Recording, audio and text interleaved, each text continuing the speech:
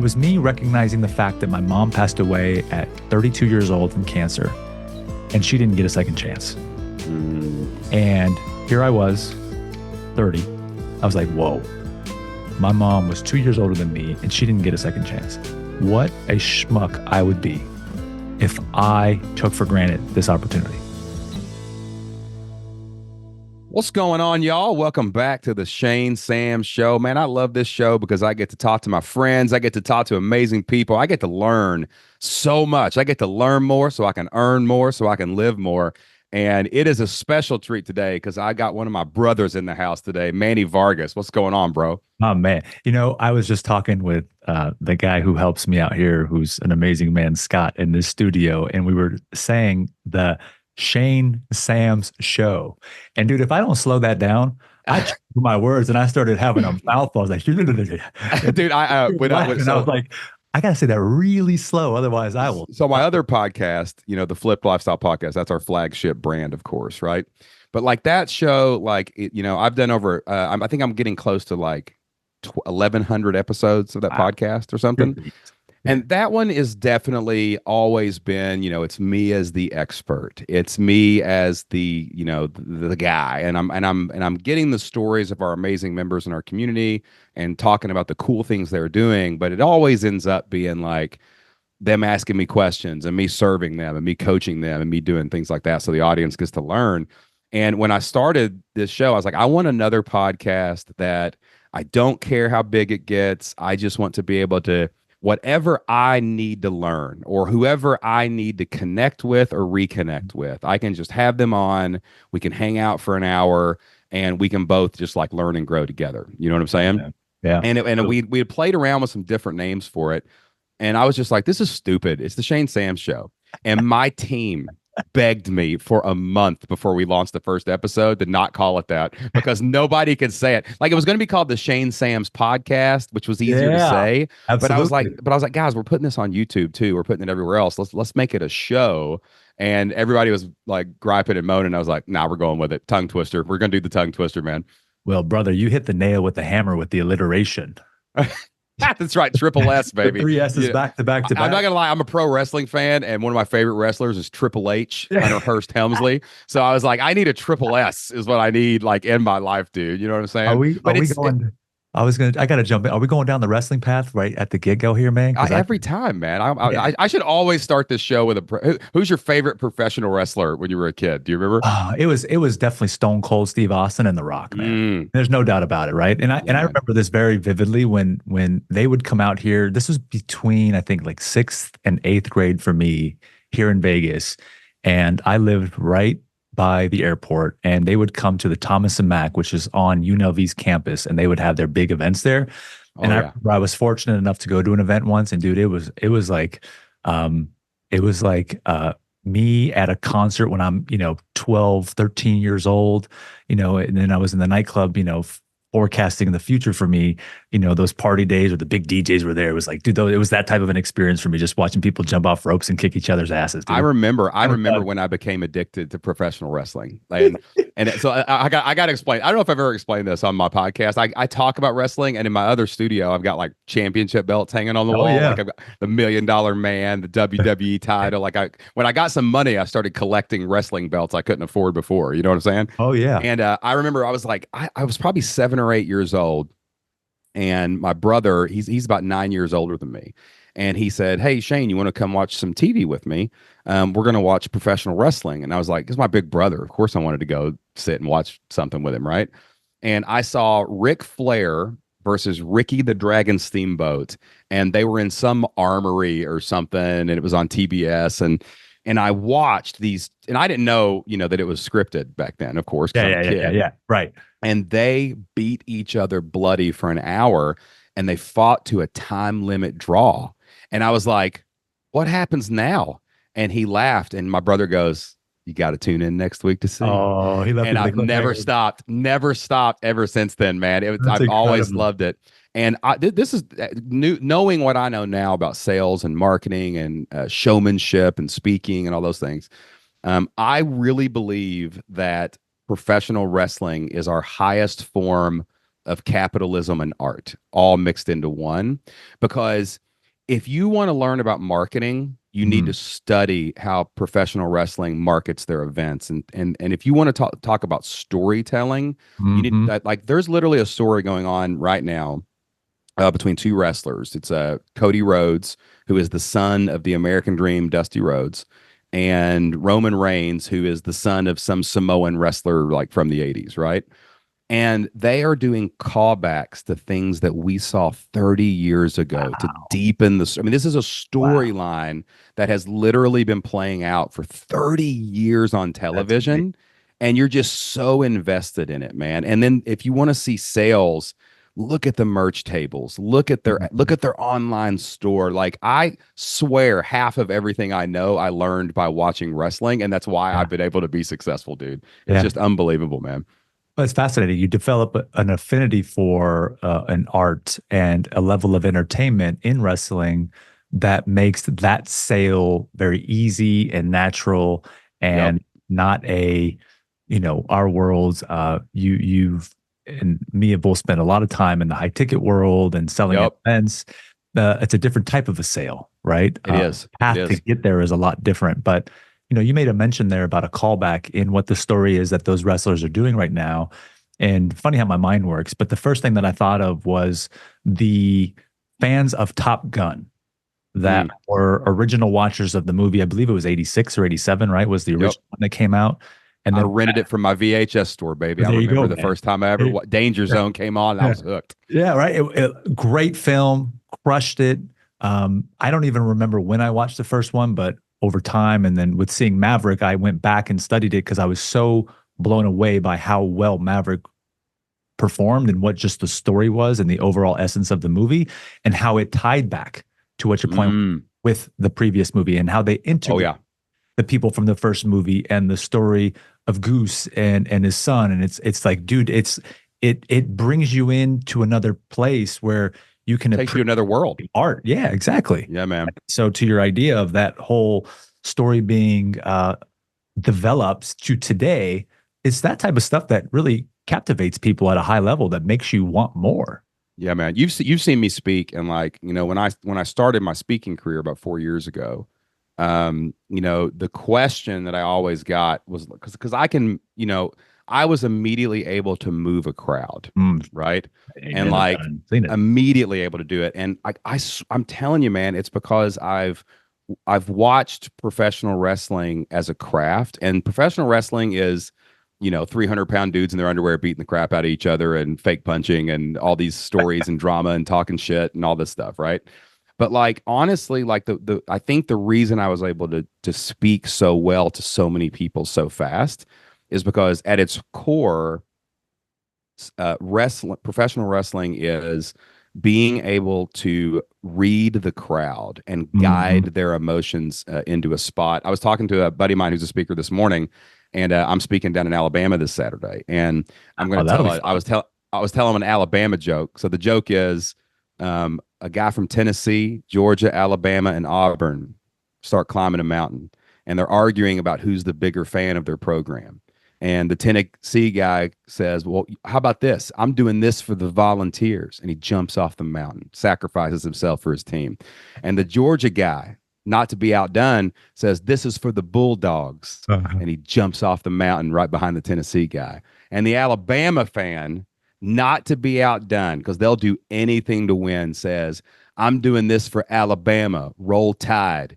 And he pushes the Auburn guy off the mountain, right? So like, just being able to know that I'm in Alabama, I'm going to do this joke, and like 80% of the people are going to be like, but if you understand the room, if you understand the avatar, if you understand what they care about, then the goal is, in any sales conversation, it's to find the emotion that will help the person make the buying decision, and then telling the story that triggers that emotion so they'll make the good choice and move forward. You know what I'm saying?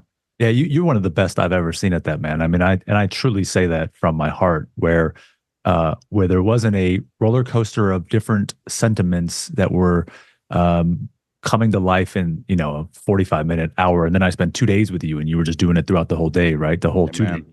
And you attribute it to your wrestling and your direct focus on that for decades. And I was joking in the thought of that. And I said, no, you sure it wasn't just you in your Kentucky backyard sipping on some bourbon and telling Hey man, that's part of it. Hey, that's part of the practicing part. Part of the gimmick, baby. That's part of the gimmick, son. Like, hey, and then you don't want to be fake. You want to be 110% real. That's what you want to be, man. You got to embrace your realness. I envy guys like you because you have an accent, man. I'm like, damn, if I only had that accent, I'd be that much better. Dude, I'm telling you though, man, like the accent thing's funny because, like I said earlier, I've done over 1,000 podcasts, but I remember the first time I was about to release our first podcast.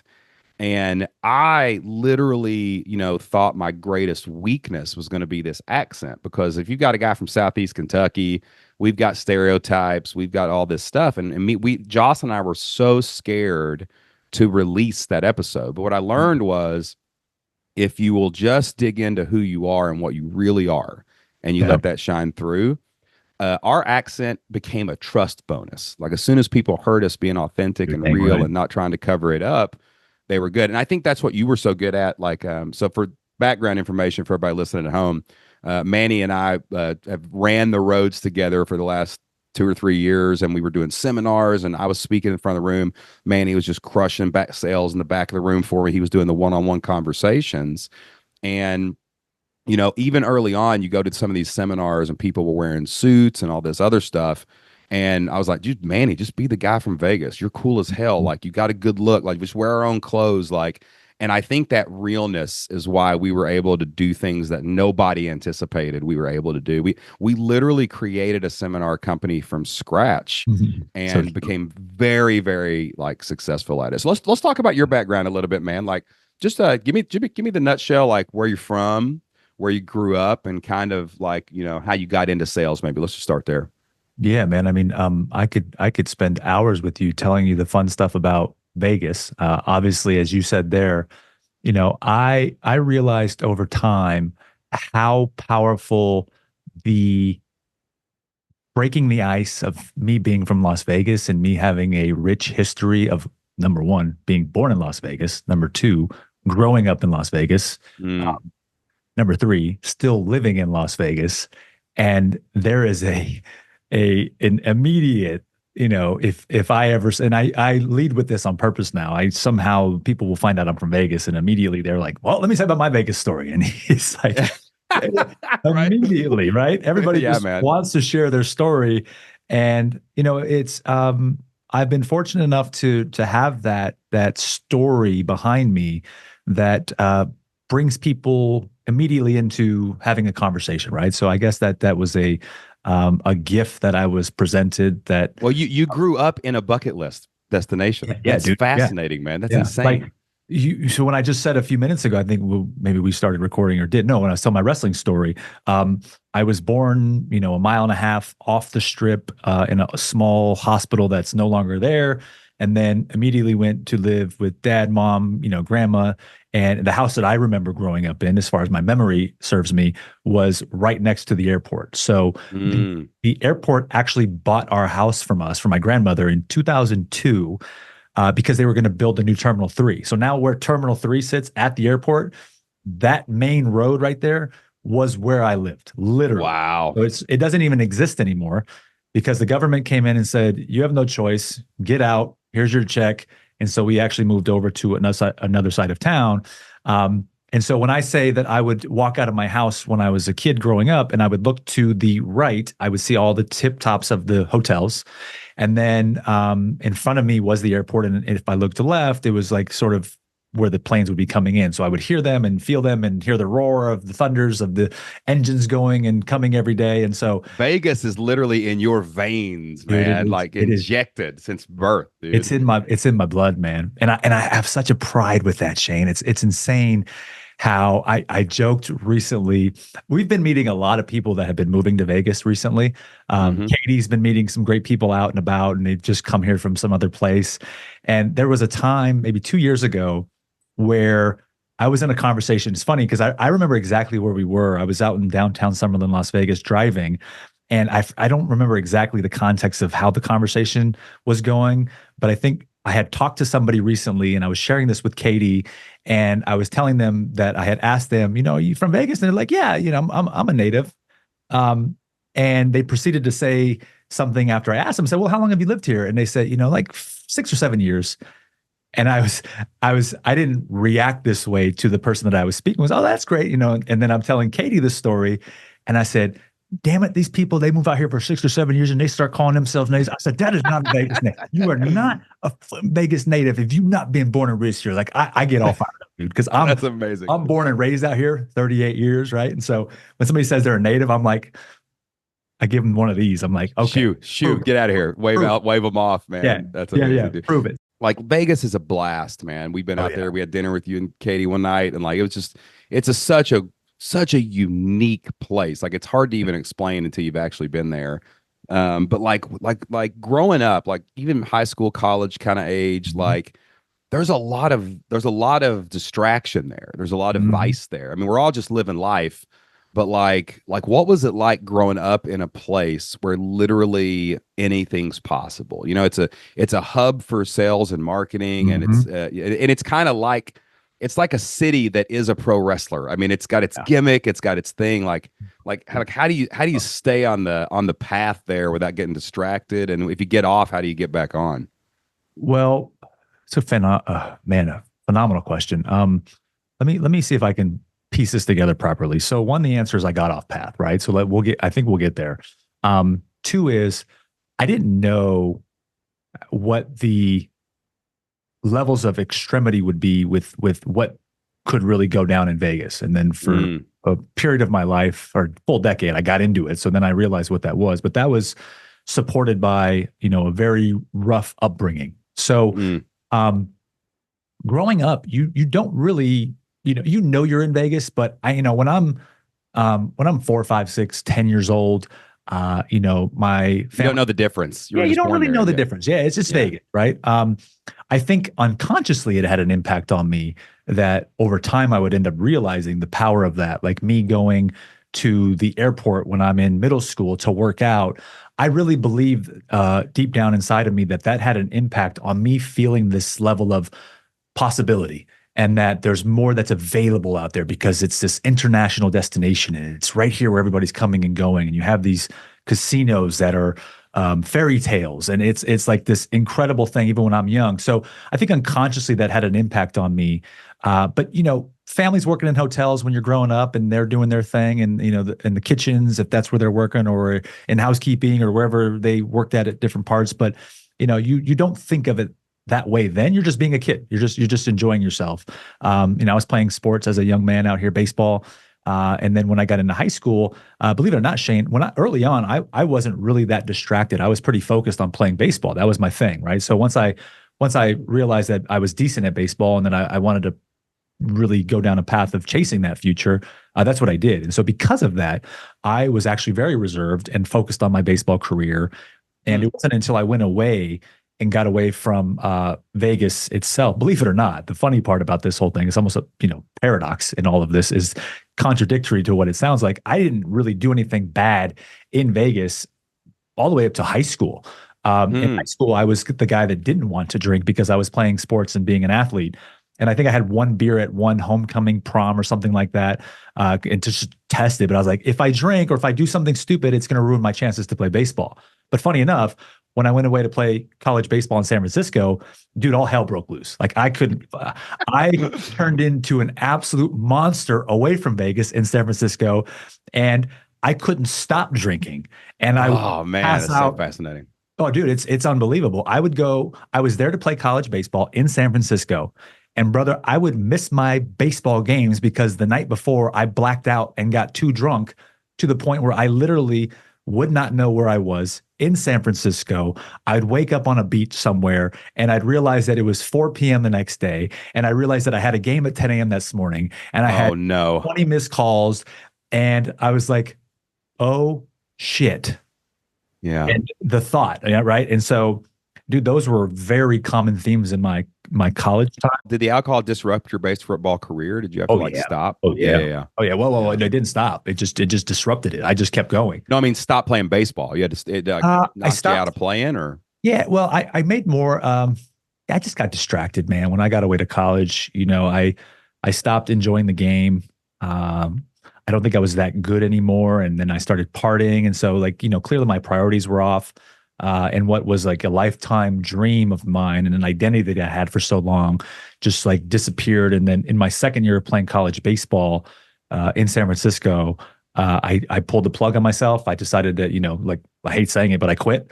Yeah. And from there, I moved back to Vegas and started to have to figure out what my life would be like in the real world. And that's when I came back home from San Francisco, and I immediately jumped into hospitality. I got my first restaurant job at Fiamma inside of the MGM. The space is still there. The restaurant is no longer there. It had a really good run. And I remember that both the GM, the general manager, and the AGM, I was applying for a busser position to just start work. And they both loved the fact that I was an athlete because they knew that it's had these tendencies and these characteristics. And so they hired me. And dude, I was making some pretty serious at that time, right? If let's say 18, 19, you're making some pretty serious cash, every night. Cause dude, this place is buzzing. I'm talking like you have events every night. The restaurant is full because it's Vegas. Vegas never changed from that perspective. And at that time, they were doing concerts in the night. So we would have one full rush of business, like a full turn in the restaurant. And then it would die out because everybody would go to the concert. And then the concert would get out at like 11 or 12. And dude, we would get resat the whole restaurant again. So it was like we were there till 2 in the morning, but we were collecting dough and it was good. Yeah. But I had no idea what the hell I was doing. I was all jacked up from my childhood.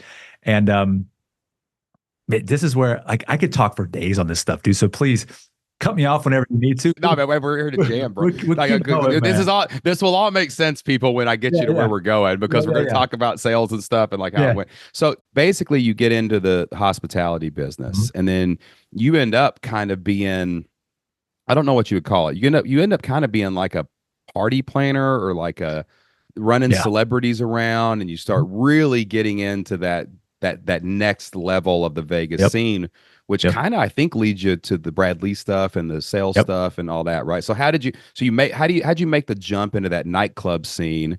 And then how did that lead you later on down this road we love so much, which is just the beauty of the sales world? You know what I'm saying? Brother, we might end up talking about this, without really giving that meat right there, because I love to give context, right? I hate trying to tell a story without building it all together.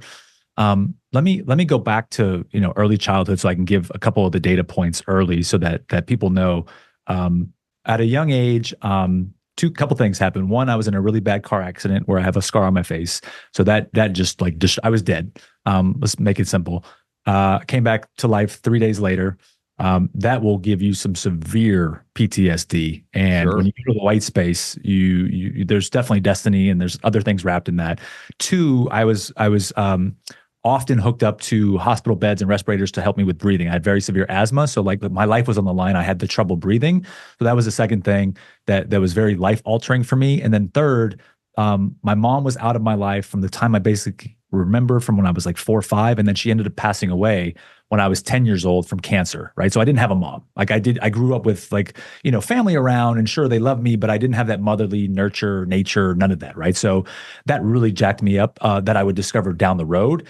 And dude, I love my dad. My dad is still very much as you know, you met him. Great man. Great man. Love your dad. My dad is everything. Yeah. And so, but he was not also raised in that type of an environment. So I never got this soft, loving, nurturing type of thing that I have had to overcome and even today, and still work on these things as we're always, you and I talk about we have very important hard conversations. How old are you? 38. Yeah, man. It's somewhere around 38 to 40 to 38 to 50. I think we call it a midlife crisis. Yeah. But I think now we all know that it's these pivotal traumatic things that happen in our first 20 years that we somehow mask through our 20s and 30s because we're in survival mode. We got to find our place in the world. And then at 38, 40, you better start dealing with your mental health because it's coming whether you like it or not. Yep. And that's been a battle for me in the past 4 or 5 years, is just coming to reconcile with things like the car wreck. Like for me, my identity was all as a football player growing up. I mean, it was Friday Night Lights 10. Oh yeah. That's what put your place and your mark on the town. Blew out both my knees basically, and it ended my career. and didn't even realize how much that shaped my 20s and 30s as I went into football coaching. And then now looking back, I'm like, oh crap, I had an identity crisis in high school that I have never reconciled. And it Yeah. just erupts on you, stuff like that, Yeah. man. It's Yeah. crazy, dude. And I think people process that a lot differently. I think there are people that can just forget it and be on with it. And I think Sure. there are people like us that have to have this. I don't want to live in it. I'm Yeah. only referencing it for context for this conversation, but is by no means is it something that I go back and try to get people to, have a feeling towards me about. I just want them to understand how all adds up, right? It shapes who you are, whether you like it or not. Yeah, Absolutely, man. And it affects you in lots of different ways. But to have it here today, it's like, no, we've trust me, we've moved way past that and we're on to some bigger, better things. So that all happened in my childhood. And then at the same time my mom died, I started playing baseball, which I just mentioned. I went to school in San Francisco to play baseball, college baseball. And so it gave me some life. And at the same time, I always had this entrepreneurial bug. And it didn't happen until and where I'm getting to is because you asked me the question of like this promoter nightclub stuff. So I'm bringing it sort of more full circle, even though we can't cover all the depth. In the middle of the summer between high school for me, of graduating high school and going to play baseball in San Francisco, my aunt, who is my mom's sister, along the way, I never met my aunt. They had taken care of me when I was a baby. I don't even remember, but she came back into my life. I think I was 13 or 14 and was like, hey, I'm your aunt. I'm your mom's sister. And I was like, oh, I had no idea you even existed. But it was grace from God because one, we have an amazing relationship today. I'm very close to all of that family. And in fact, one of her sons lives here in Vegas, was just with us this past Sunday with our family. And at the time, she had married an amazing guy that had done incredibly well for himself. So they gifted me this trip to come visit them in Europe because at the time they were living in Switzerland. And they had done, my uncle had built an incredible business and was a true entrepreneur, right? And when I went over to visit them, I'm a poor kid in a, poor neighborhood growing up here in Vegas and figuring out life. And I go to visit them and I am completely in shock and awe by what I see. I'm like, what is this beautiful Escalade that I think it was one of the only ones they had in Europe at the time? What is this beautiful home on the lake, like a Ferrari? And I'm just like, what is this? Like, didn't even know it existed. And so it was that trip that planted something in me to start to explore this idea of entrepreneurship. And I remember coming back from that. And the biggest thing that I took away from that was more of like, you got to start a business. And so that was the trigger for me to start when I came back while still playing baseball, having this secondary thought of like business. And I remember it was Robert Kiyosaki's books who I started with first. And then that kind of just kickstarted me into this whole domain of like, I want that life.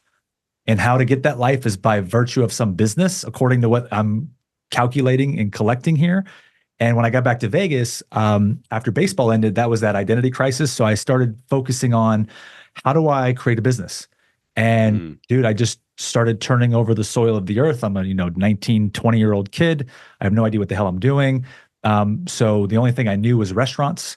And I started trying to figure out how to put together restaurant concepts here in Vegas that would be the next biggest, 5-star Michelin type of a restaurant here in Vegas. And I was that young, gritty, hungry, out of this world entrepreneur that would approach the owners of the restaurants that I worked at, no shit, and go to them and say, hey, I've got these cool projects. Will you sit down with me? And they're like, dude, you're a busser in my restaurant. Like, why do I want to talk to you? Right. No, legitimately, right? Yeah. And I have several accounts of that because I worked in several different restaurants and environments here in Las Vegas.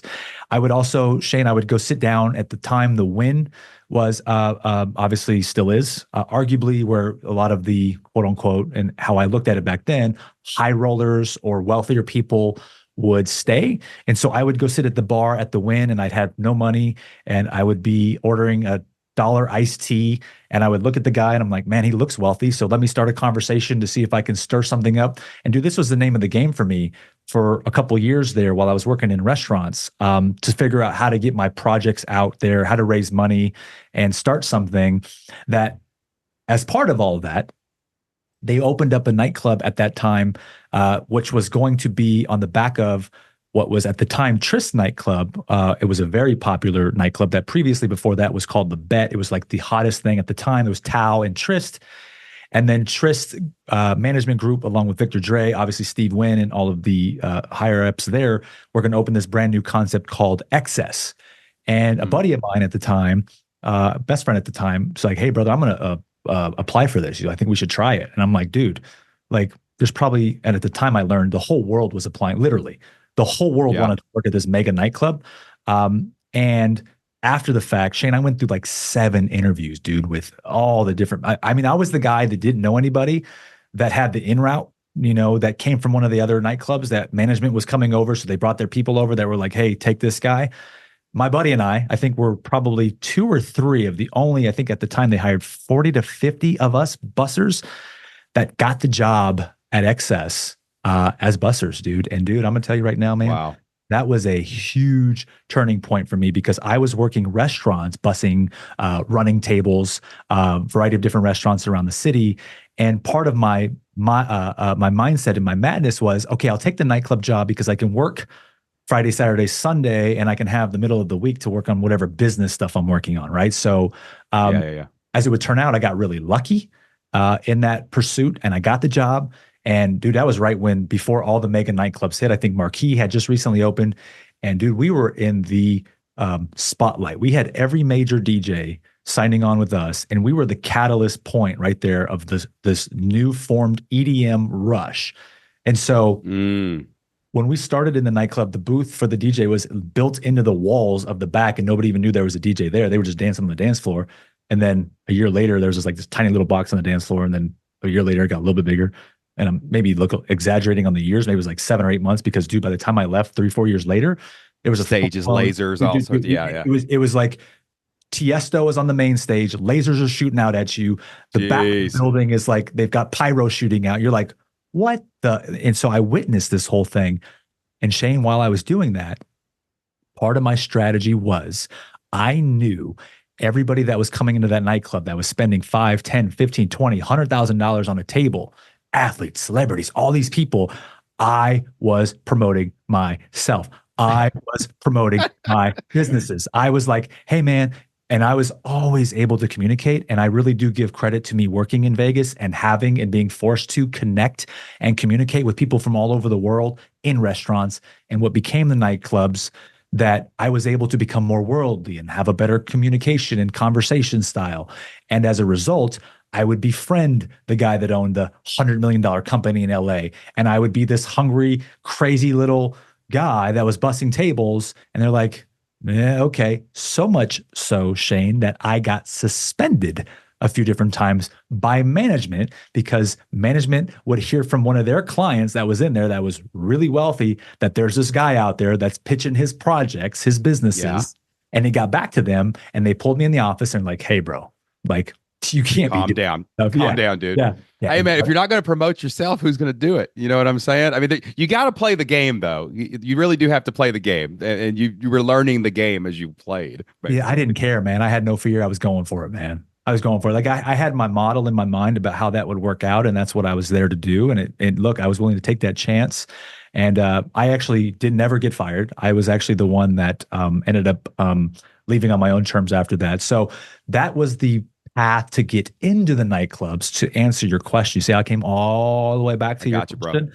And from that, because I was starting to get the relationship capital around the city with other nightclub people that were running the doors and host from working at XS, because dude, trust me, we were going out like mad men and women. Like it was insane.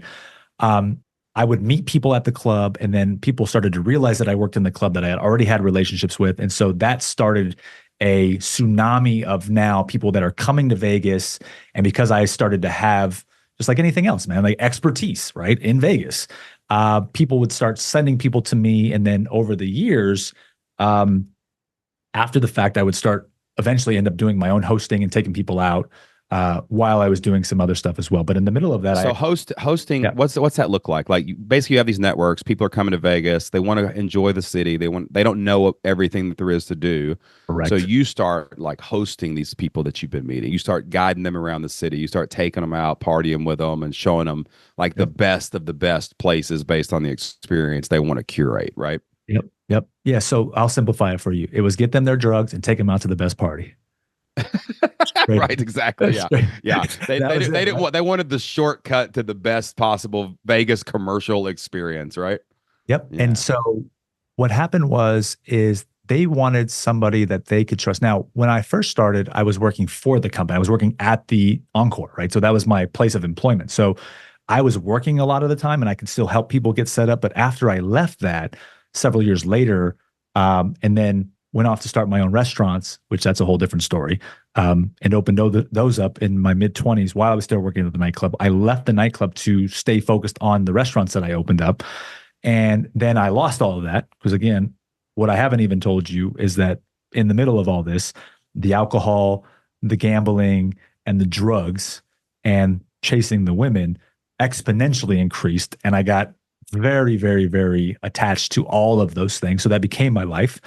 And after I lost all my restaurants and all the businesses that I got involved in my mid 20s, I had to take that, 5 steps back. And it was as hard as it was with my ego. I had to go back into promoting.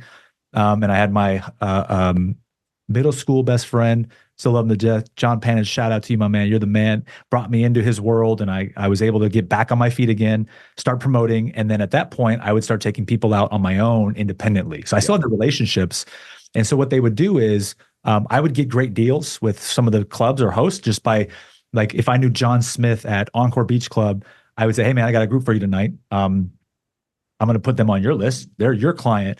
And basically, I would just take a percentage of whatever they were going to pay the host and of their bill based on the table minimum. They would just give me, a flat $1,000 for partying, to Yeah. have fun, to introduce them, to make sure they were taken care of properly. And that was it. Like that was the model that Wow. so, and of course, I didn't get too much into the, like, I'm going to book your hotel rooms and I'm going to book your dinners and stuff like that. I made suggestions, but the focus really was to have the best party, Make them have a good best time at a nightclub, Yeah. at a nightclub or day club, like pool party, nightclub, daytime, nighttime. And then, like, no joke, the drugs. Like, I kid you not, I was a mule. Like, I was hustling, man. Like, dude, I was making money Yeah. left and right. And some of that stuff that you get involved in, like, dude, I got involved and taken in so many different directions. It's like the shit you can, man, the crazy story. Vegas, baby. Yeah, man. How did you get off alcohol? Because I know, we would go and we would have an event. We would go crush some crazy seminar in some crazy city.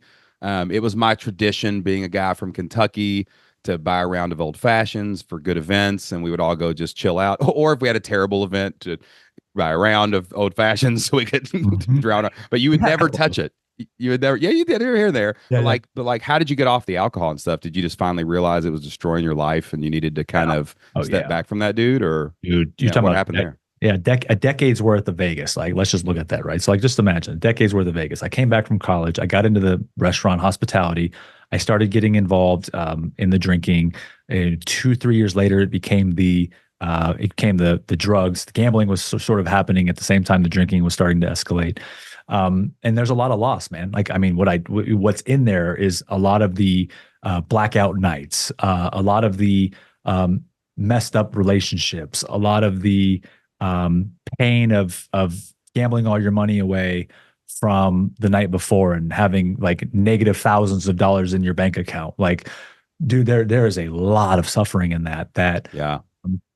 because I didn't realize that it was all sort of tracking from way back when, like I said, from the earlier days of my life. And then it was all, swelling up in this, what was level of disappearance from the real world, because you could go out and get messed up every night. You could take drugs and get high and go to these concerts every day. And, it's almost like you're living in a simulation. It's almost like it's not real life, right? Until you sober up and you realize, oh, like, there's a reason why I want to be drunk all day and be high all day and be partying every day. And so a decade of that, right before my 30th birthday, I had basically crossed the threshold where I had enough. It was triggered by an event with a woman. to really shorten it up.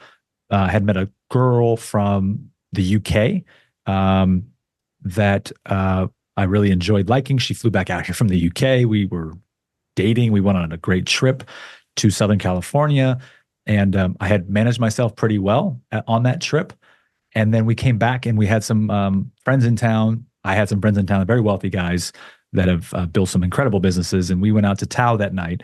And I can't even tell you, we had unlimited amounts of alcohol at our table on the dance floor. And so that's number one. That didn't go so well. Number two was the ecstasy started coming and I couldn't shut that down. Number three was the cocaine. And then I woke up the next day and I basically had to rehear the story of what she told me that I tried to do to her. And the level of aggression and physical violence and just stuff that you wouldn't believe if you heard this from somebody trying to kick her out of a moving taxi and physically beat her up. Dude, I don't remember anything. Wow.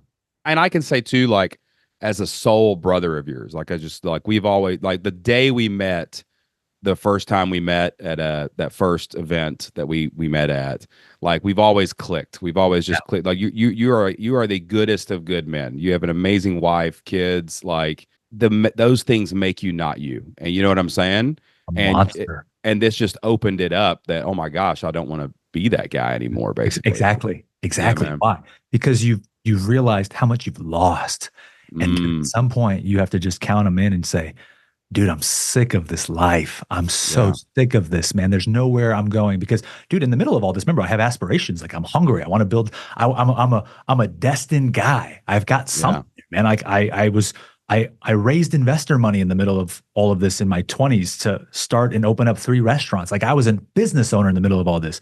But dude, I lost my money. I lost my girls. I lost my mom. I lost. And I was eventually like, okay, what do I have to do to stop this madness? And the question was, that day after, was that, what do I have to do to stop this madness? And the first thing that came was like, stop drinking. And that was it. It was that day I decided, I'm like, okay, I'll start small. I'll try it out. Nobody believed me. Nobody think it was possible. People were joking, like, all right, bro, we'll see you back on the wagon tomorrow, like, type of thing. And I was like, the hell with that, dude. That guy is done. That guy is so done. And I remember that it just became something that I was like, I will never do that again. I will never let that guy back into my life. And yeah, man, that the rest. Did you do Alcoholics Anonymous or therapy, or like what, or was that a cold turkey thing? Like, it was just so dark you had to go to the light as fast as possible. More cold turkey. So bringing my aunt back up, same aunt I was talking about that lived in Switzerland. She had got sober after having challenges with alcohol as well, and she's a very big supporter of AA, and so she got me into AA to start. And I appreciated it. And I was grateful to have her support me and be a part of this process, along with obviously a lot of other people. But I didn't need to be in LA. You got me talking about all these crazy moments, man. LA. No, but we had some crazy nights in LA too. I can tell. I got so many stories, dude. Like waking up. We'll have to do a 6-hour Joe Rogan style podcast one day of just all of your stories. I woke up in a parking garage in a neighborhood, like 10 blocks from the nightclub, under a car, because that's how wasted I was. And I woke up. I didn't know. This is funny. I didn't know how bad it was and how layered in grease and dirt I was. I walked back to my best friend's house, which was, again, right near the nightclub. And he opens the door. He goes, bro, what's wrong with you? I'm like, what's up? Let me make you feel better. I'll tell a story that I've never told anywhere real quick to make you feel like you're not the only person who was screwing their life to smithereens. Dude. And people will be shocked. I'm known as a family man. I'm known as a conservative guy. People might be shocked about this, but we were all 21 at some time in our life, right? You know what I'm saying? And like, so me and Jocelyn met in college. And just fell in love immediately. It was love at first sight. Knew I was going to marry her, whatever. And Jocelyn was in a sorority at the time. And man, I hope my mom doesn't listen to this story. We were going to her sorority's formal, which is like college prom, basically. So we rented the tuxedo. She got this nice red dress. I think it was red. And we went out and we had this good time. But we got a hotel down in Lexington, and it was like us, like 2 or 3 other couples. And we just got a hotel because it was in this like ballroom at this hotel, which is a precursor to our seminar days, I guess. And so we go down, And I did not drink in high school either. I had never did anything. I was an athlete. I was whatever, you know.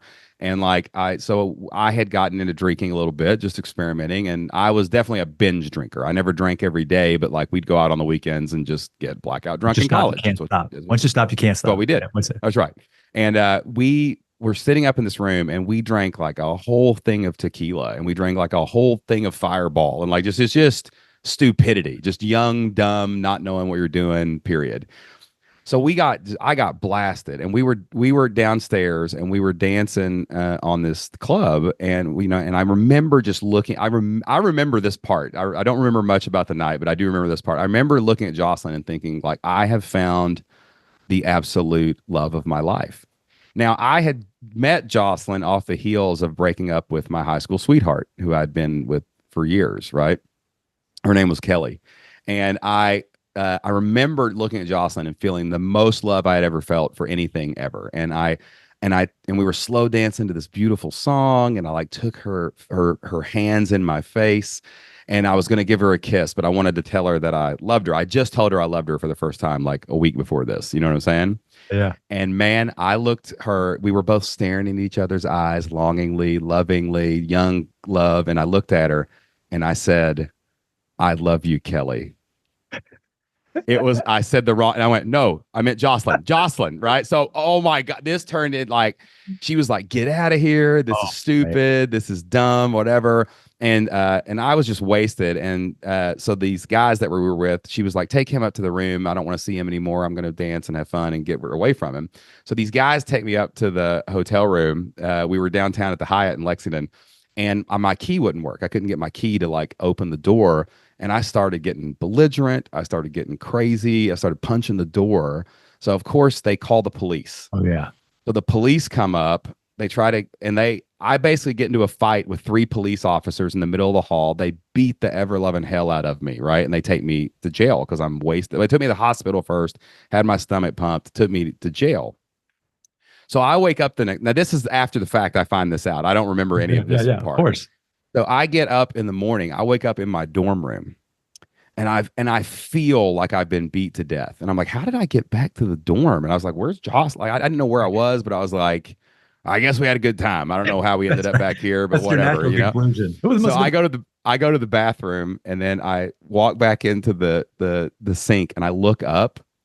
I had a black eye. I had blood all over my face. I had heart monitors stuck to my chest, like where they put the little leads on. Oh yeah. And I was like, oh my God, what happened? So I walked back to my dorm room and I'm getting, and the phone was hanging on the wall and I was picking it up. This was when you didn't have cell phones. And I was getting the phone. I was getting ready to call Jocelyn and I looked on my mirror and there was a bail receipt.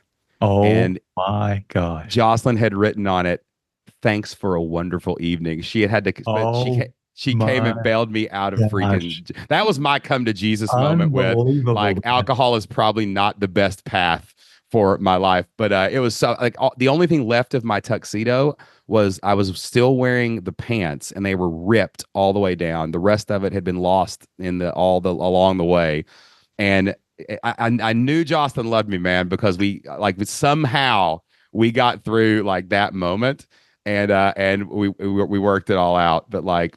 Alcohol. That's impressive, man. It was impressive. I mean, I paid dearly for that. You went to the Slammer, man. I have some crazy stories, but I never went to the Slammer.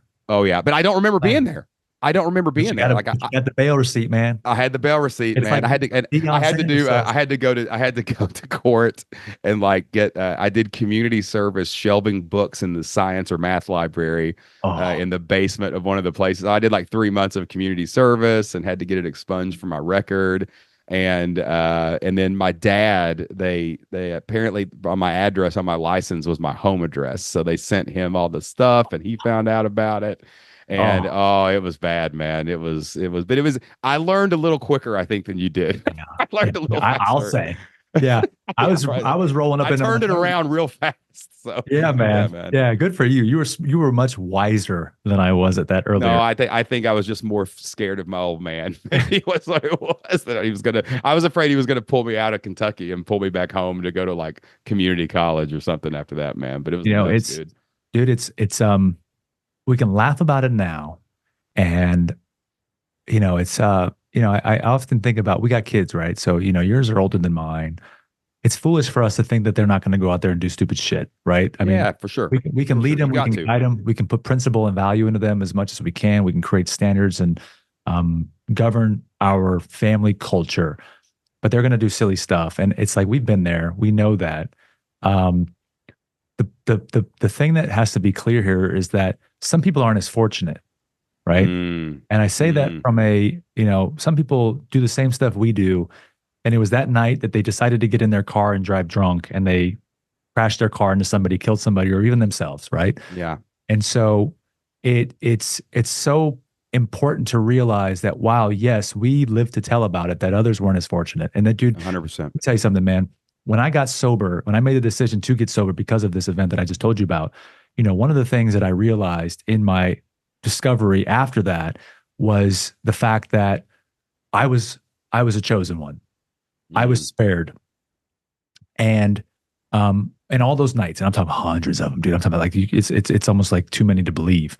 Getting in my car, driving drunk, like just waking up. I'm like, how did I get here? And like cars outside somewhere. I'm like, oh wow, that's not good. And realizing that I didn't get a ticket, I didn't get pulled over, I didn't get arrested. I never got into a didn't wreck, die. didn't Didn't die, die. didn't die, didn't Yeah. die. And it was me recognizing the fact that my mom passed away at 32 years old from cancer, and she didn't get a second chance. Mm, And here I was, 30, and I was like, right before my 30th birthday, I decided to get sober, actually. So right before that, but going into my 30s, during my 30s, 30th year, I was like, whoa, my mom was 2 years older than me, and she didn't get a second chance. What a schmuck I would be if I took for granted this opportunity. mm, What a like just a waste of life I would be. yeah. And dude, ever since then, it was like, you know what? That is a strong support anchor that I have underneath me that moves me. Um, and so you realize it, man. It's not so great for some other people that go through that stuff, man. It's just one Sure. different thing, one different decision that's life altering, Yeah, right? man. So, Totally get that, dude. I it's could have screwed up. You know my wife. oh yeah, Imagine if I had screwed that up. well, we Jeez. You wouldn't be talk here about right a now. second chance, man. We wouldn't We be here wouldn't right be now. here. Yeah, this Yeah, wouldn't man. exist, right? It's Yeah, fascinating because how those moments and those choices that we make in those seconds, man. yeah. It's funny though, because like when I started my seminar company, and I was, I did not have any links to the industry. I did not have any experience with in-room sales. I didn't really have experience with sales. My companies were all built strictly on marketing and online funnels. You know what I'm saying? Mhm. So Yep. there was never a time I really had to sit down and sell anything to anybody. You know what I'm Right. saying? Right. And I remember when we met a bunch of people. I mean, there was 100 people at that first meeting that we all went to when we were starting the seminar company. And I remember meeting some guys, and I met you, and I knew I wanted real people that weren't scared of their story, because that's Mhm. me. I'm here to wear my heart on my sleeve, and I wanted that. And I remember that, Jocelyn, my wife, her greatest thing. I mean, she has so many great attributes: kindness, patience. She's got a very quiet strength, but she is insanely energetic and empathetic. Mhm. And we knew that we needed massive amounts of empathy going into our rooms. I didn't want Mhm. guys that were there to milk a room dry. I Of wanted course. people who would have empathy. And we could have empathy for them right where they were, so that we could help them get to where they wanted to go. And I think the reason me and you hit it off so well is because of these crazy things we've been through. Like we've been through these nuts situations. And I wanted people who I had seen doing the work to grow personally. I didn't just want the best skill Oh man. set Right. professionally. I wanted people who were into personal growth, into personal development, into excellence, but also who had developed that empathy for themselves. Because if you have empathy for yourself and all the screw ups that we make as humans, then you can have empathy for someone else. And man, if you don't have empathy for those people you're selling to, you're going to do whatever it takes to get their money. Yeah. And I know there were many times me and you would go to the back of the room, And we knew the sales tactics, we knew the strategies, we knew we could definitely convince them. But there were people we were just like, hey, this isn't right for you. You're not in the position yet to go this way. And I think a salesman, and in any sales situation, whether it's a seminar in the back of the room, online, or even like you just selling yourself at the bar, drinking that dollar tea, like you've got to develop that empathy for other people, because if you don't, it's not, one, you're not going to make the sale anyway. And if you do, it's going to be a bad situation. But you don't have the desire to do what it takes to make the sale. You don't follow up with people. You don't care about people. It's just, they didn't give me their money, move on to the next person. And empathy for me in my business is like the core. Like I want to know where you are and know how I can help you get to where you want to go, especially if you're ready. But if you're not, I'll tell you to come back later. So how is this life that you've led given you, because you do have some great empathy. Like it's always something I've admired about you. Like how do you take that into a sales conversation, and how do you take that into like follow-up strategies and like things like that? I can connect and communicate around real life experiences. I can go to places in terms of, I think, understanding that some people might not be able to. I'm not saying they can't. And I think that has been a large support of me being able to have what you just said there. And then I also would stack that with the just sheer quantity of work that you mentioned a minute ago that I do and have done and continue to do on myself, because I want to be better every day, right? The work is never done, man. It's never done. Never done. Man, no way. I love it when people say, I need to heal from my childhood trauma or something like that, or I need to heal from this period in my 20s when I was an alcoholic, and I'm like, yeah, really, you're healing. It's an ing on the end of that until they put you in the dirt. I mean, you're just constantly trying to work through this programming and systems and past and all this stuff. And when I stopped trying to heal and I dedicated myself to healing, that's when I became the man that I am right now. That's when I really started doing that, because I know that I've got more work to do, and I'm always going to have that work to do. Of course, man. I mean, look, I even take it as far as I am so conscious of words that we use, and you might find value in the word healing, but even for me, because I've realized how impactful definitions are, or lack thereof the definition of the word, can immediately be interpreted to something like, if I say I'm healing, it means that in my mind interpreted, oh, I was wounded. And I want to have been wounded. I want to have been realized like, oh, I was created in an image of the man upstairs to do something incredible. I've had some obstacles. I've had some adversities. And here I am to find an improvement strategy, right? So that's beautiful. I will change even something as simple as saying healing, because that means that something's opened up. It's like it has the potential to focus on the negative instead of the positive.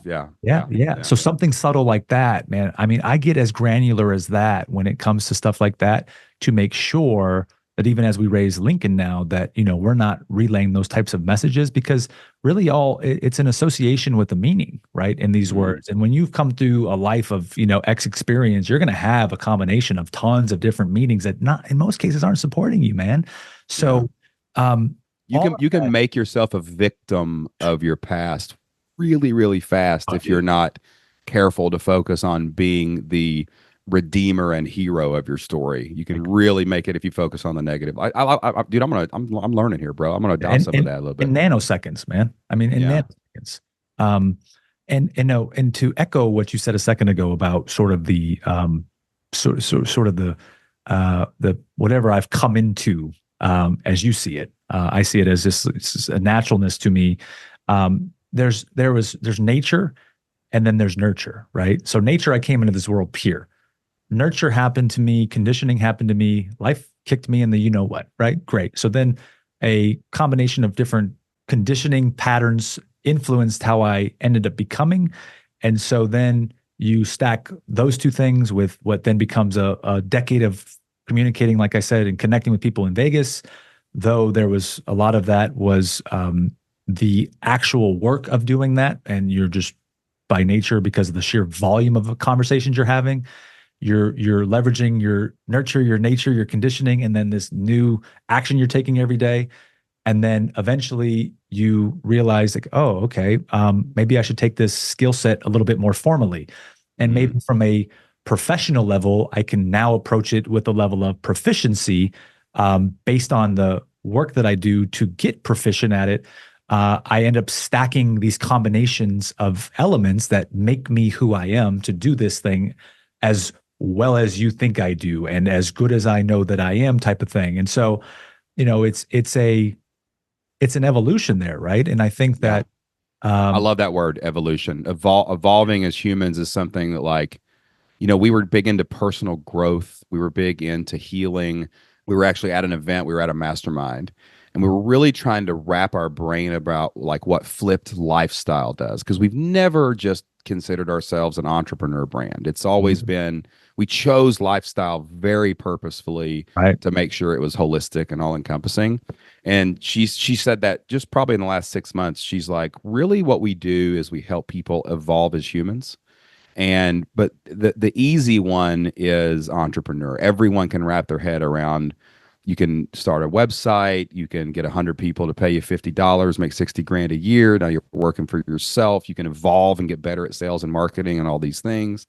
And that evolution feels like that beautiful word that takes you forward. And because that never stops. And it's positive. You're moving toward what you're destined to be. And hearing your evolution, it makes so much sense that you're the man I met 4 years ago and who I saw you get to be on the sales floor and on the phone and all that other stuff. It's a great word. I ran with it for a while. I didn't really know what I was doing with it, but I had a podcast on it, and there's still a lot of live episodes here. But our family philosophy inside of the Vargas household is what you just said. To sum it up, is always on the grow. But you probably heard this from before. I've said that. Oh yeah, I've heard you from that many times. Man. And so that is in essence what that means, right? So evolution, you figure out what works for you. Look, everybody in this world is always on the go, G-O, and they always want to just go, go, go, go. But I took a lot of time to think about like what you just said there. And that is who we are, man. That is the culture that we live, that we bleed, that oozes out of our blood and our DNA in this family. And when my wife came in to my life originally, we have grown a lot together tremendously. But now, every single day we wake up as a family, me, her, and Lincoln, we go through that culture. We go through our philosophy. We establish that we are always on the grow. That's who we are. It is not a question. It's not something we skirt around or dance around. It's inside of our DNA. And then within that, we also have the support of our values and principles as a family and what we pray for and what we practice on a daily basis, because life comes at you and these things, they challenge you. And so you have to have roots for that too. And then we have standards that we follow for getting ahead to start the day. And then we have other things that help us control the environment of our family so that we are rooted. And most importantly, individually, we are rooted in that too, because it's great we can do it together, but what happens when I'm not there for a time or a period and it's you by you and yourself? And then what do you do? Right. Yeah. So it's really beating that into ourselves. So yeah, man, we live that. And, obviously business and sales and the follow-up and everything like that is a part of that. I don't think they're interdependent, right? It's not like they happened over here and then over here. It's actually an intersection of all of that. Right. So you've heard me talk a million times. Like one of the things we fought when we left working for other people was work-life balance. I've been taught that my whole life. We're all taught that growing up. And then the first shift that we made when we started the first couple of years as entrepreneurs, we stuck with work-life balance. And then I was like, this is stupid. Why is it not life-work balance? You've heard me say that on stage 100 times. And I was like, we're going to put our life on the calendar first. Now, 12 years later of building companies, selling companies, speaking, doing all these things, we really realize now that it's really not a balance. It's just it's all intertwined, man. Like I can't get off this podcast and not take our conversation with me to my kids and go into this Mexican restaurant at 5 o'clock. It's just all blended together. And you've got to be able to just recognize that, right? Like all these categories of your life, like it's all your lifestyle, the work, the life, the values, the core, when you're with your kids, when you're not with your kids, like all of these things just are intertwined into more like a soup than I'm going to eat my bread over here, my meat over here, and keep all my food not touching on the plate. No, it's a soup of everything you are. Yep. And the second you kind of, maybe it takes a long time for everybody to get to that in their own journey, but when you realize that, it takes a ton of pressure off you to be perfect, because you just know that these things are all blending together and there's shades of gray and nothing's black and white. And then you get to live your life as an authentic person. And maybe you do have business on your mind when you're at dinner. Maybe you do have the fight with your wife on your, when you're getting on that sales call, but you can still kind of not compartmentalize it, but it's okay to like bring that with you and let it go into the next conversation. And then you'll come back to the other thing, and all this task switching that we all do. That's a lifestyle. That's like how you live. And that's what we're trying to do to our kids, and trying to be all these things, all these lessons that we've learned. We're trying to make it into a life, not just a work or a life, or a balance between the two things where we take our hat off and put a hat on. It's just all in one big pot of soup all together, man. You know what I'm saying? And my man, it's the old, most of it all works. It's what works best for you. Yeah. Shane, we all have subscriptions, right? We have what are known subscriptions, which are, I'm subscribed. I mean, God, how many tools do you use for business? That's all subscriptions. Jeez. You have Amazon subscriptions. You have Netflix. Chat GPT, all this other stuff. Yeah. Nowadays, you have 1,000 different subscriptions that you're entertaining, that you pay for. But we are all also subscribed to things that we're not even thinking about. We are subscribed to certain beliefs. We are subscribed to certain ways of life. We are subscribed to these ideologies that, dude, sometimes it's not even benefiting us. Yeah. Sometimes, and most of the time, those subscriptions were given to us by somebody else. We didn't even choose it. It's just there, man. It's like when you do your checkbook at the end of the month, and you're like, we have been paying for HBO Go since I watched Game of Thrones 3 years ago. What are we doing here, people? Yeah. Just wasting time and money, man. But even like mindsets, you know, like one thing I've kind of freed myself from, I think, in the last like year is, you know, it's weird because there's good and bad and everything. Like, we are known as the membership people. We're known as, we teach subscriptions. It's literally what we teach, right? Like, you get people to pay you monthly for access to all of your stuff. And the reason that we became so obsessed with that was because even though I didn't want to work for someone else, I wanted a paycheck I could predict. So we gravitated to the membership model because I knew that if you could get 500 people paying you every month, all of them wouldn't quit next month. Yep. And I kind of got addicted to that security of this subscription model, which prevented me from doing other things like high ticket coaching or, you know, speaking or whatever. And that addiction to that protection of the paycheck really held me back probably for the first 10 years as an entrepreneur. It's important. You want the baseline, but I learned that in the seminar world that there's other ways to do this at a higher level. And I think just in the last 6 months to a year, I've broken my, I don't know, addiction to next month. Does that make sense? Like living in the future, trying to extend out the safety as far as possible. And what happened when I let go of that subscription was, now I'm like, I find myself much more in the moment, much more in the day, much more in the, like, who am I talking to today? Who am I serving today? Not just looking to protect my future. But it came from that, you know, white collar 9 to 5 mentality, do your good job, get the paycheck. As long as you're getting that coming every 2 weeks, you're good. Right now, there's just this freedom of looking at all the other opportunity, because I'm not like, I've canceled that subscription to relying on the subscription model wholly for my business. But God bless America, it's so hard to cancel the subscription sometime, man. You're just afraid of missing the next season of the good show that comes out, or whatever. Or what if I can't? But you can always resubscribe if you need it later. You know what I mean? Yeah, you're talking about that. Well, yeah, that. But you're talking about the movie of your life, right? You're talking about subscription to the channel that's only displaying everything that you know to be true, and everything that you have established as a story for your future.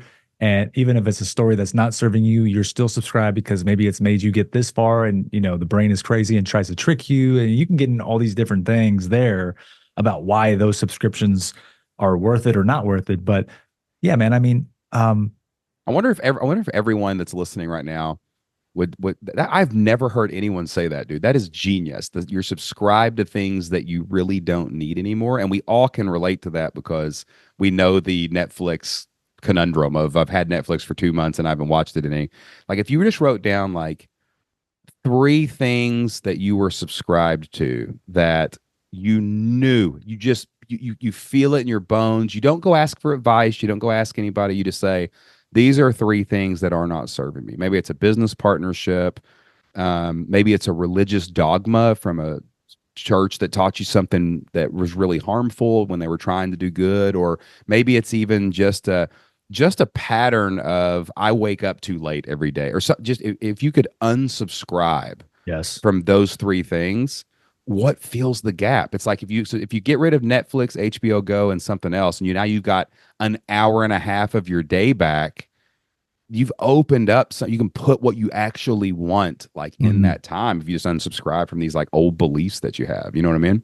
Brother, so yes, because you brought me here to talk about follow-up and sales in general, let me use what you just said as an opportunity for me to share with you how I, quote unquote, sell, or an approach that I would take to selling, right? So beautiful. That is something that I would actually say or walk through in a scenario with someone where there is something that may be a friction point or just as a part of a conversation. I understand scripts and I know that they have value and I know that they can be used at certain times of your development. But dude, tomorrow I might want to, or in this case, I would or could or easily would show that I'll start a conversation with that in mind and say, okay, so listen, Shane, here's what we're going to do. You're here for a reason, right? And I'm here to go on a journey with you. Now, what I want us to do is imagine something for a second. I want you to close your eyes. I'm going to close my eyes too. And we're going to use our visualization. We're going to use our imagination for half a second. I'm going to go for a walk around the block with you, but I'm going to put on your shoes. Okay. So I want you to imagine right now, you are handing me your pair of shoes. Okay. All right. You there? You got it? Okay. I got it, bro. Awesome. You got my shoes. Here's my shoes. I got your shoes. Now I got to put those shoes on because the whole point is that I'm going to take a walk in your shoes because what I'm trying to accomplish here is I'm trying to understand what you're going through and what it's like to be step for step. But I'm really in this conversation, I'm right next to you, but I'm walking in your shoes. So I'm playing both roles. Okay. Okay. So now we're going to start walking and I need to understand you and I need you to talk to me the way that in order for me to be best at what I'm doing and walking in your shoes, I need you to share the right information with me at the right time so that I can fully process walking in your shoes. Are you with me? I'm with you. Okay. All in. Yeah. Okay, good. So we're going to start this walk. Now, as part of that, I want you to think about your subscriptions right now. What kind of subscriptions do you have in life? What are you paying for? Right. So like, oh, man. For example, Shane, but I'm out of the role play now as if I was doing that. So I was ready to role play. Me and Manny have role played a lot. Oh man. That's what you do the night before you go in the room, baby. We can, we role play to the moon, man, which is always fun. So I would then start that subscription option right there. And I'd say, okay, so tell me about what subscriptions you have and why you have them. Okay, I'm this. Are you getting value out of that? Yep. What about this? No, not so much. Okay, great. So let me make sure of this real quick. So you mentioned to me that this is where you want to go, right? That this is the outcome or the dream or the vision or the captivating future that you want to create. Okay, so are you currently subscribed to the items that are going to help you get there? And they might say, well, I don't know. What do you mean? I say, okay, well, it's just like you pay for a tool to help your business. It's important because you know that the business needs it. So therefore you will keep paying for it. Is that right? Yep. Okay. Yes. What about if you're currently subscribed to something that is sabotaging you or putting you against the odds and the probabilities are shrinking because of that? Okay. And so what I'm going to do is I'm going to mentally walk them through this situational context, but I'm going to use what we're talking about and translate it to what I just said with their current subscriptions of Netflix and Amazon and all the other ones that they have and make it really real and concrete. And then I'm going to pull it over here and I'm going to translate it to the subscriptions that you and I just talked about. Okay, so we're subscribed to this idea or this belief right now that's really not helping us. What do you do when you cancel your subscriptions that you no longer need to pay for anymore for your business? What do you do? Okay, I go in there and I do. Okay, so how about we take out a piece of paper, right? All right, let's write this down. we're going to create an imaginary doorway right now. We're going to walk into that same gateway, that payment gateway, and you're going to go in there, you're going to start surfing around, and you're going to look for every little detail. Because when you want to cancel that subscription for your Netflix, but you can't find it, you will go through hell to figure it out because you're no longer need it, right? So let's go over here. And what are we going to find along the way? By the way, I'm still walking in your shoes. I'm still going with you right now. I'm saying, hey, don't forget, I'm still in your shoes now. Don't slow up on me. We're still walking. You see? So Shane, out of the role play again. I mean, I jumping in role play, but the point is, that's how I process sales and thinking. Where, dude, I'm pulling stuff in real time to come up with unique and creative ways to serve up something to help them get out of their own way. In terms of, one of the best examples of this was so we had an hour in my seminar. So we'll take a common objection. I think the most common objection, and probably the easiest to overcome, is time. Whatever you're selling, someone's going to say they don't have time to do it. Right? That's just we're all going to have to deal with that in every business that we ever create, period. And if you remember in our seminar, I had that 168-hour grid exercise that we did, right? So we would do this exercise where we taught people, you have 168 hours a week. And I got this because in my journey, I was a school teacher, both me and my wife working full time. I was coach of football, and we knew that we had to unsubscribe some hours of our week from the things we were doing, which was watching TV and movies and whatever it was, to work on our online business and actually build it. So in our seminar, and this was really just to set this conversation you're having, because I knew these people would eventually come to you and talk one-on-one with you. We would show them, we would literally have a grid in front of them, and we'd have crayons or markers on the table, and we would say, all right, you have 168 hours. Well, you got to sleep, mark them all off. And you got to go to work, mark it all off. And you got to eat, mark it all off. You got to pick your kids up from school, mark it all off. And then inevitably, no matter who it was, there was almost maybe one person in 4 years that had all of them full. It was a nurse or something that was working 80 hours a week or something. But like inevitably they had these empty spots, these white places. And I wish I had learned the subscription. We should have talked about this more, because like I would say, what are you doing with that time? Right? That is exactly where your business is built. And if you can just get rid of whatever's in that slot, that's clearly not one of these most important things, your kids, your work, your sleep, your health, all this stuff, like then you can transfer that time over to your goal and your dream. That's what you're saying here. It's like, look at this, Bob. We just walked in your shoes, and we golfed for 10 hours last week, but you want to become a stock investor. So what if you didn't golf? What if you unsubscribed from golf for a while to go over here and subscribe to this education and learn how to invest? And then that investment eventually made enough money to free you up from these 40 hours that you're working.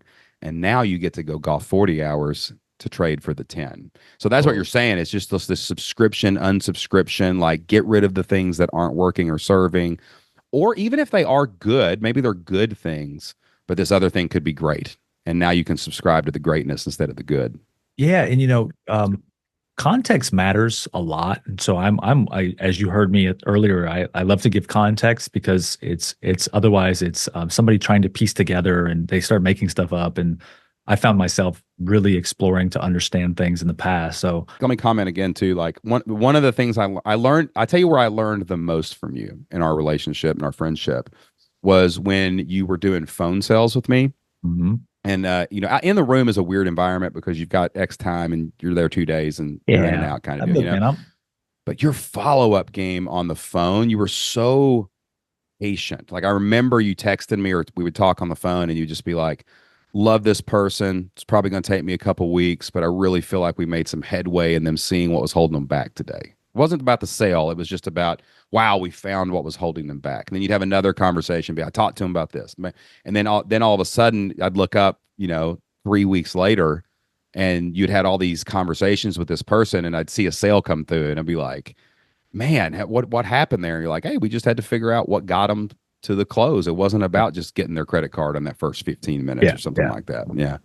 And I get it, because I think a lot of the training nowadays, look, man, I think there has been in the high tech, that's what I was going to say with context, Shane, look, a room is different for a sales professional that comes in to close deals in the back of the room, work the back of the room. Like you did a lot of the heavy lifting there. We should just be able to get them across the finish line, right? So Right. I've fortunately been in a lot of different high octane sales environments. I've sold the high tickets, I've sold in the back of the room, I've sold to SaaS, I've sold to corporate America, I've sold to Hollywood. Like I've on the phone, cold calling, I mean, I've done it all, right? In that sense. Yeah. Nothing has crossed my table where I haven't been able to have success with it. And so in this context right now for the quote unquote high ticket, people have got so used to just taking the call and then trying to close them on the first call that if they don't, they do forget that there's follow-up involved. And look, the data is the data, right?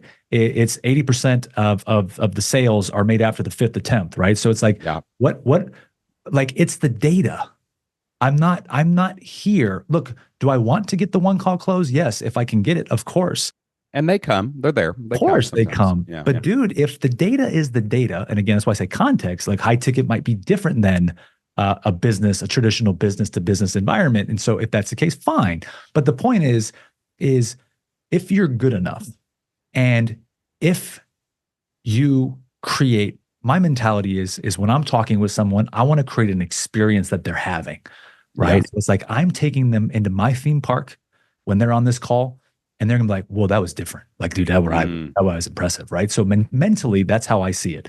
And by the time they're done, the idea that if they weren't able to make that decision then, they're still chomping at the bit to figure this thing out. And if there's some sort of trust or conversation that they have to figure out, or there's some other part of this process for them to make a decision wisely, I will allow for the game to continue to be played in the follow-up, because follow-up good way to say that. is where Very you good way win, to say that. Yeah, right? man. But don't forget, I've created such a memorable experience for them in that conversation that they're like, holy shit, man, that was different. I don't know what that guy did, but he was really amazing. I don't want this process to stop. Yeah. That's the goal, man. You know, like keep the conversation going. And I'm not trying to get you right now. And they feel that. They're like, whoa, like that was an amazing time I just spent with that guy. He didn't try to really force me to do anything, and it was magical. And by the way, I've closed tons of deals on the first call, so we're not talking about that. Sure. Then it gets kicked out down the line, and your point of like talking to them 3 weeks later, but maintaining that sentiment from that first conversation to have great follow-up is invaluable, because I know that they remember the approach. I know that they're finding value in the approach, and I know that there was a lasting impression that was made that connects to them, because what hasn't changed is their vision and their desire and their hunger to figure out, change, transform, or do whatever that is that they need to do in order to have a better life, that they're there in that temporary case, in your case, of trying to become a part of Flip Lifestyle, right? So for that particular situation, that's what we know, right? So dude, do you know how many people, this is something that I really, it's hard to teach, because it's one of those things like you kind of have to go through it to understand. But like, you know, let's step out of high ticket and let's go into the low ticket membership model or whatever it is. And then we'll talk about your book a little bit as we wrap up here. But like, I can't tell you how many people have told me, I listened to your podcast for a year and I decided to join. And like, that's, you know, you've heard me say this a million times. Probably everybody's ever heard me talk, is consistent, prolific, relentless. Like my job is not to make the sale. My job is to show up consistently. My job is to be prolific and always be top of mind. And my job is to relentlessly teach you that I'm for real and what we teach works. And when you are ready to make the decision, I'm still in your life. I'm still in your orbit. And I think that that's what we're talking about here, just with all of this authenticity, all this evolution, all this sales process. Anybody who wants to sell, your job is not to close the deal. It's to be in their life when they need you and let them know that you actually care about meeting their need. And then when they're going to wake up one day and be like, I need to call Manny and I need to jump in this thing. I need to call Shane. I need to go to his website and I need to sign up for the thing. And I think if everybody would realize that's the actual game we're playing, it's not just, did I follow the script? Did I text you 7 times? Did I do whatever on Tuesday? It's no, man. It's like, I care. I see where you're coming from. We all need to make some changes to make this happen. Let's figure out what those are. And then when you're ready to do those changes, It'll make it happen, man. It's beautiful, Yeah. dude. Tell me real quick about your book, real quick, and then we'll drop a link where everybody can find you, and Yeah, man. we'll wrap this So, bad boy up, dude. um, if we bonded it all in the whole journey of telling my story, um, everything, all of that, all comes together and has this. I think I said the word earlier, tsunami, kind of crescendoing into where we're at today. So yeah, the follow up paradox, which I've got with me right here, If you're watching on is YouTube, just saw the is cover flash up there, baby. hey man, is the latest. I don't know how to say this. The latest piece of art, creative Mm, endeavor, that is a byproduct of all of our what is pretty recent branding transition. So I've recently decided that that follow up guy was who I am. I, mm, you just mentioned something a couple seconds ago. Um, I so I evaluated this quite a bit real quick before we finish this off, Shane, which was like, look, I'm good at sales, and there's different parts of the sales process, and I'm great. I can cold call. I can do it all, right? I know how to do it all. But man, did I have all the fun and all the joy, and did I find my game in the follow up?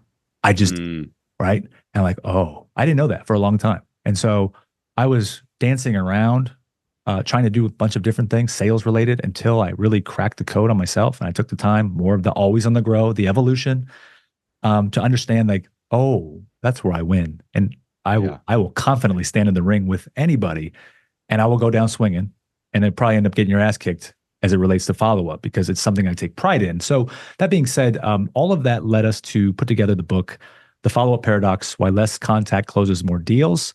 Um, Mm. it's a great read. It's an easy read, but it's loaded with research and data. I think we have anywhere between 1 and 20 citations on each page.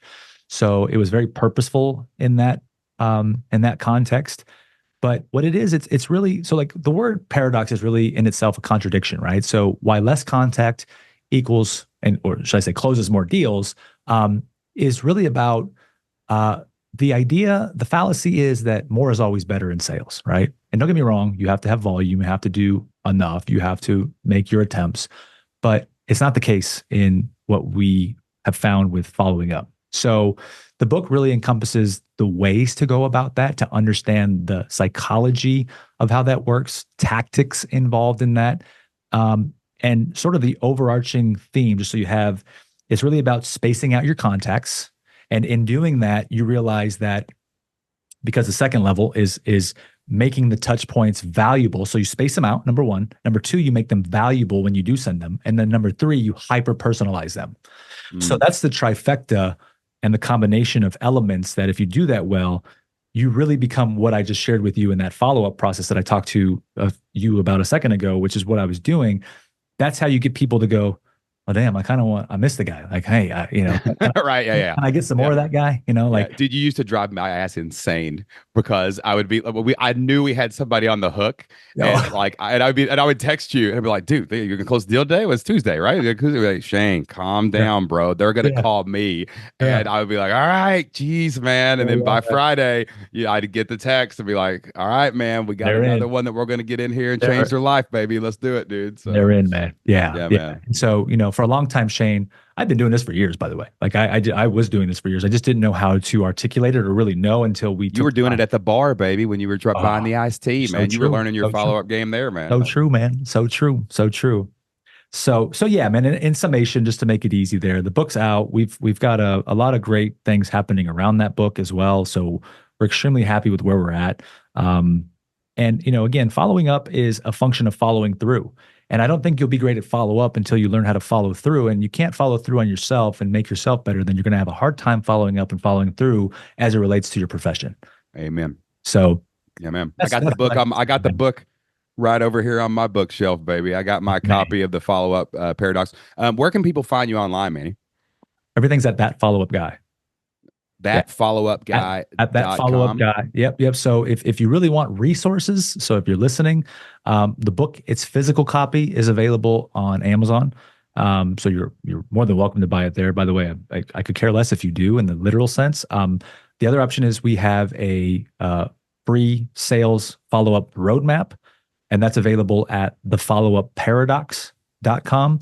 Now, I will tell you, after you opt into that, it kicks you to a funnel, so you're aware, that offers the book in its digital form, along with a bonus of getting access to our community on School, which is called That Follow-Up School. And I'm very active in there, working on a lot of things in real time with people to help them grow and drive their sales as it relates to follow-up. So that's part of a funnel there, just so you're aware. If you were to do that, again, no need to. The price for the digital book plus the access to That Follow-Up School is a one-time payment of $27. So it's Nice. a pretty thrill of a steal. And then lastly, we have our weekly newsletter that goes out every Tuesday at 9 a.m. Pacific time, every week on Tuesday. And that newsletter is called That Follow-Up Fix. And I'll tell you, ladies and gentlemen, things loaded with value. So if you don't go and get into that, you're crazy. But we are giving away tremendous value in that newsletter every week. And that's at That Follow-Up Fix. So go ahead and find that on Beehive and have at it, because we're bringing the heat, baby. We're bringing a lot of goodies to the marketplace, man. It was so good. Love it, man. And I got one more quick story before I tell you bye. Come on. This is how you know that Manny Vargas is the most Vegas guy on the planet Earth. Is he got married in the Ferris wheel. Like, he had his whole family, like everybody was plugged like into this like Ferris wheel, like the big Ferris wheel in the middle of the city, and he's flying up there. Baby. He's getting married, and dude, I just want to tell you, man, bro, I love you, bro. I love you so too, much. man. I love your family. Back at you. And I hope everybody out there goes and rocks it out. Thanks for being on the show, bro. Appreciate you, my man. God bless you, brother. All right, y'all. That wraps up my interview with my good friend, my brother from another mother, Manny Vargas. Man, what an incredible life story. And taking all those lessons and just applying it to what he's doing in business, applying it to what he's doing in life. The follow-up game, I always tell people the riches are in the niches, but the fortune's in the follow-up, right? And that's true in your life and your business, right? When you discover you've got a childhood trauma, you got to follow up and heal and grow through that. When you discover a new opt-in on your list, like, it's the follow-up that's going to eventually get them to join. When people finally buy your product, you can't just turn them loose and forget about them because you've got your money. You've got to follow up and serve them and make sure that your follow-up game is strong in every single area of your life, your business, just like your kids. I was just thinking the other day, my kids recently lost a very important figure in their life, grandfather figure. And, this happened a few weeks ago, and we see kids going about their life, and we all get back to our life after a loss. But I was like, man, I got to have a better follow-up game with my kids. I got to go back and check on them, and I got to make sure that, they've processed that correctly. Like, follow-up is really where lives are created. And if you check out Manny's book, man, I think it'll make you a better person, better business person, better salesperson, better at everything you do. All right, guys, that is all the time we have for the Shane Sams Show this week. Thank you so much for listening in. I hope you learned as much as I did today. Until I see you again, get out there, take action, and do whatever it takes for as long as it takes to build the life of your dreams. We'll see you then.